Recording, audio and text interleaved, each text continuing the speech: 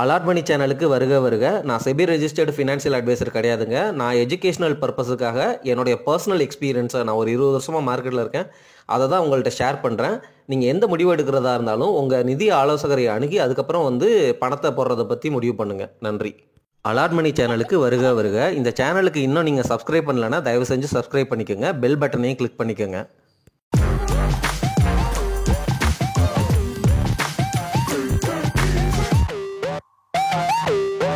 அனைவருக்கும் வணக்கம். நம்ம மியூச்சுவல் ஃபண்ட்ஸ் எல்லாமே அவங்களுடைய பொசிஷனை சில ஸ்டாக்ஸில் அதிகரிச்சிருக்கிறாங்க.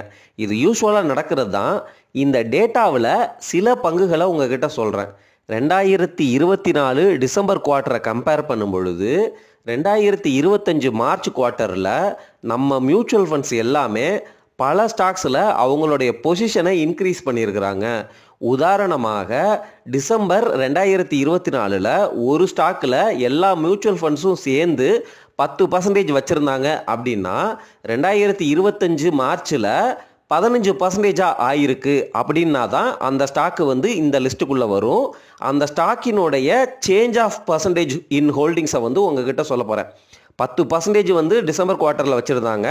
இப்போ 15% எல்லா மியூச்சுவல் ஃபண்ட்ஸும் சேர்ந்து ஓன் பண்ணுறாங்க அப்படின்னா அப்போ அவங்களுடைய சேஞ்ச் 5% இன் பாசிட்டிவ் நம்பர். ஸோ 5% எக்ஸ்ட்ரா ஸ்டாக்கை 25 மார்ச் குவார்ட்டரில் வாங்கியிருக்கிறாங்க அப்படிங்கிறது தான் அதுக்கு அர்த்தம்.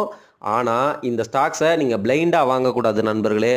போய் ஃபண்டமெண்டல் அனாலிசிஸ் பண்ணணும். ரெண்டாவது, மியூச்சுவல் ஃபண்ட்ஸ் வாங்கியிருக்கிறாங்க அப்படின்னா ஒருவேளை எஃப்ஐஐஸ் அதர் இன்ஸ்டிடியூஷன்ஸ் யாரும் விற்றுருக்கிறாங்களா அல்லது ப்ரொமோட்டர் விற்றுருக்கிறாரா, இந்த மாதிரிலாம் ஷேர் ஹோல்டிங் பேட்டர்ன் பார்க்கணும்.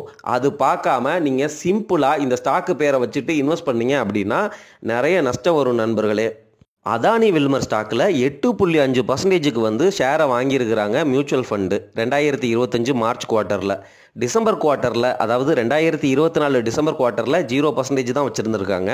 அதானி வில்மர் ஸ்லைட்டாக நியூ கம்பெனி தாங்க. அதானிகிட்ட இருந்து மறுபடியும் இப்போ ஒரிஜினல் பேரண்டான வில்மரே வாங்கி ஒரு எஃப்எம்சிஜி கம்பெனி, இந்த ஃபார்ச்சூன் அந்த சன்ஃப்ளவர் ஆயிலெலாம் இவங்க தான் செல் பண்ணுறாங்க. சரிங்களா?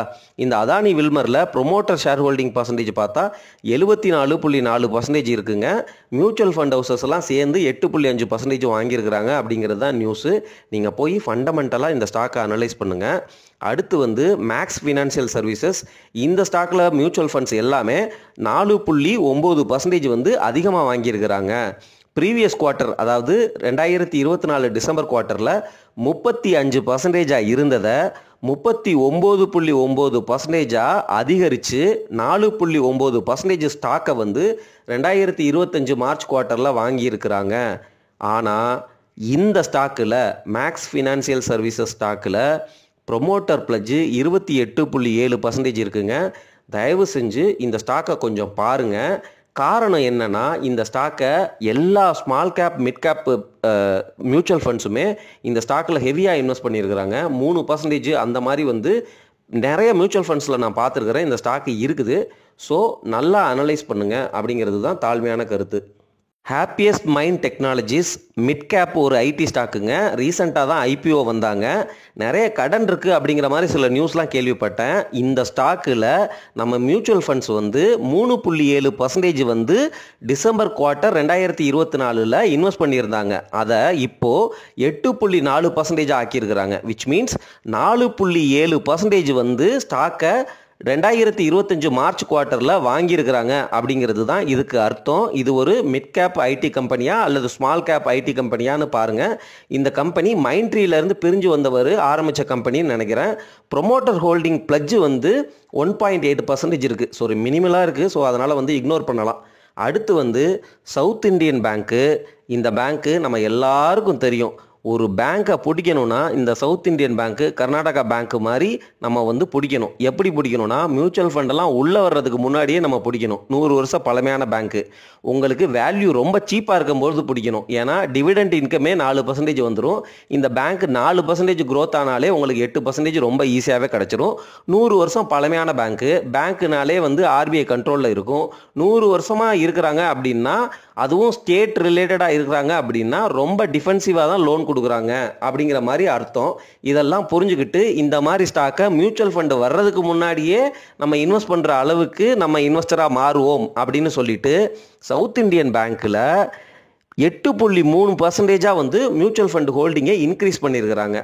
டிசம்பர் குவார்ட்டர் 2024 3.8% வந்து 3.8% தான் நம்ம மியூச்சுவல் ஃபண்ட்ஸ் வச்சுருந்துருக்குறாங்க. இப்போது 2025 மார்ச் குவார்ட்டரில் 8.3% அதிகரிச்சிருக்கிறாங்க. விச் மீன்ஸ் 4.5% ஸ்டேக்கை வந்து வாங்கி இருக்கிறாங்க நம்ம மியூச்சுவல் ஃபண்ட் ஹவுசஸ் இந்த 2025 மார்ச் குவார்ட்டரில்.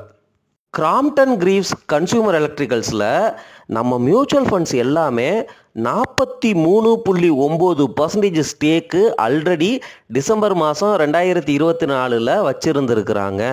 நண்பர்களே, ஒரு ஸ்டாக்கில் 43.9% வந்து மியூச்சுவல் ஃபண்டெல்லாம் சேர்ந்து ஓன் பண்ணுறாங்க. எவ்வளோ பெரிய அலோகேஷன்னு பாருங்கள். அதை இன்னமும் அதிகரிச்சிருக்கிறாங்க 2025 மார்ச் குவார்ட்டரில். அதை 47.4% அதிகரிச்சிருக்கிறாங்க. 3.5% எக்ஸ்ட்ரா ஸ்டாக்கு கிராம்ப்டன் கிரீவ்ஸில் நம்ம மியூச்சுவல் ஃபண்ட்ஸ் எல்லாம் வாங்கியிருக்கிறாங்க. மொத்தமாக கிட்டத்தட்ட பாதி ஸ்டாக்குக்கு வந்து ஓனராக வந்து நம்ம மியூச்சுவல் ஃபண்ட் ஹவுசஸ்லாம் இருக்கிறாங்க அப்படிங்கிறது தான் வந்து இந்த நியூஸ் சொல்லுது. மிகப்பெரிய அலோகேஷனுங்க. அடுத்த ஸ்டாக்கு ஐடிஎஃப்சி ஃபர்ஸ்ட் பேங்க்கு. இந்த ஐடிஎஃப்சி ஃபர்ஸ்ட் பேங்க்கில் 3% வந்து ஸ்டாக்கை இன்க்ரீஸ் பண்ணியிருக்கிறாங்க. 4.6% அப்படின்னு இருந்த அலோகேஷனை டிசம்பர் மாதம் 2024 4.6% ஆஃப் த ஸ்டேக்கை தான் ஐடிஎஃப்சி ஃபர்ஸ்ட் பேங்க்கில் எல்லா மியூச்சுவல் ஃபண்ட்ஸும் சேர்ந்து ஓன் பண்ணிட்டு இருந்தாங்க. இப்போ அதை 7.6% இன்க்ரீஸ் பண்ணியிருக்கிறாங்க. 3% ஐடிஎஃப்சி ஃபர்ஸ்ட் பேங்க் ஸ்டாக்கை வந்து இந்த மியூச்சுவல் ஃபண்ட்ஸ் வாங்கியிருக்கிறாங்க. அதனால தான் விலை வந்து பயங்கரமாக ஏறி இருக்குது போல இருக்குது. 55 ரூபாயில இருந்து 70 ரூபா கிட்ட வந்துருச்சு. அடுத்த ஸ்டாக்கு ஏயு ஸ்மால் ஃபினான்ஸ் பேங்க்கு.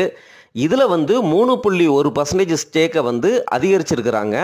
இப்போது அவங்களுடைய அலோகேஷன் 20.2% நண்பர்களே. December 2024 17.1% of the AU small finance பேங்கினுடைய ஸ்டேக்கை எல்லா மியூச்சுவல் ஃபண்டும் சேர்ந்து ஓன் பண்ணிட்டு இருந்தாங்க. இப்போ எக்ஸ்ட்ராவாக 3.1% இந்த குவார்ட்டரில் வாங்கி, அதாவது 2025 மார்ச் குவார்ட்டரில் வாங்கி 20.2% அப்படிங்கிற அளவுக்கு அவங்களுடைய அலோகேஷனை உயர்த்தி இருக்கிறார்கள். அடுத்த ஸ்டாக்கு ஆக்சிஸ் பேங்க்கு. அதில் 3% வாங்கியிருக்கிறாங்க 2025 மார்ச் குவார்ட்டரில்.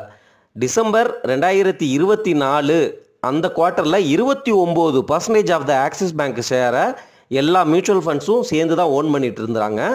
அதை 32% அலோகேஷனை 2025 மார்ச் குவார்ட்டரில் இன்க்ரீஸ் பண்ணியிருக்கிறாங்க.